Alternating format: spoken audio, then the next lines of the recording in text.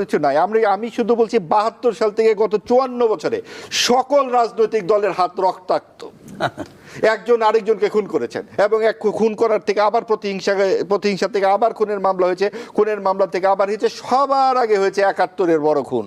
সেই বড় খুনে যে এই দলটি জড়িত, সেই দলটি এখন খুব সাড়ম্বরে কথাবার্তা বলে।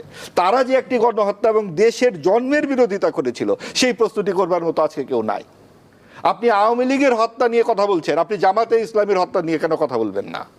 এবং আওয়ামী লীগকে আপনি নিষিদ্ধ করছেন, সেটা নিয়ে প্রধান উপদেষ্টা যথেষ্ট সড়ম্বরে বলছেন আওয়ামী লীগ নিষিদ্ধ। কেন জামাতে ইসলামী তাহলে কোন যুক্তিতে তারা সহি হয়ে যায়? এরা যে 30 লক্ষ মানুষের